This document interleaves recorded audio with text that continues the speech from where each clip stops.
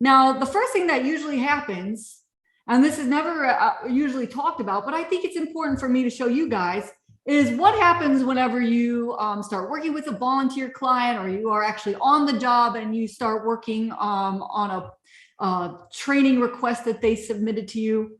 Well, it really has nothing to do with any of these things that I have here on the slide for you, but instead, the first thing that I always do, and probably something that those that are confident do, is you got to set up your folder hierarchy and your organization.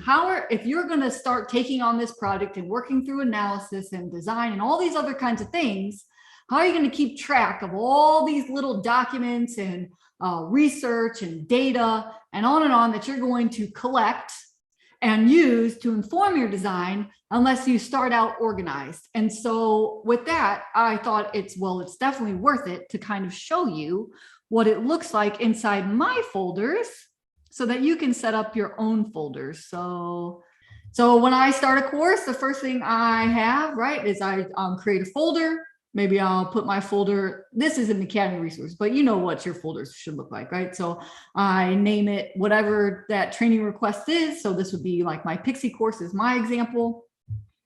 And then I start with my archive, my audio, my design documents, a research folder, and visual assets. All right, and so my very first one, of course, is going to be, I'm going to throw all my research in here, right? And then I have, when I start doing my design documents, like my outlines, my case studies, my instructional design document, my storyboards and scripts, all those design documents are going to live in here. And then I start, as you come up with, if you're doing e-learning, if you're coming up with your style guide, your prototypes, what your course is going to look like, or even if it's doing instructor-led training, you might have some kind of visual assets or templates or whatever, and I put those in this type of folder. And I separate images and folder and videos. And then audio. So for me, I do raw audio and I do edited audio, right? Because I might want to keep all the raw audio that I haven't edited yet. And then as it gets edited, I'll put it in edited audio. And then anything that I'm not using for the course, like a lot of things, research usually ends up in the archive, right? That's like those dead things that I'm not using anymore.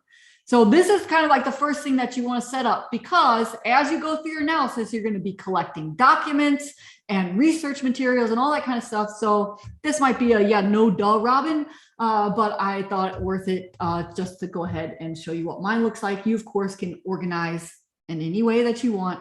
But this is how I do it.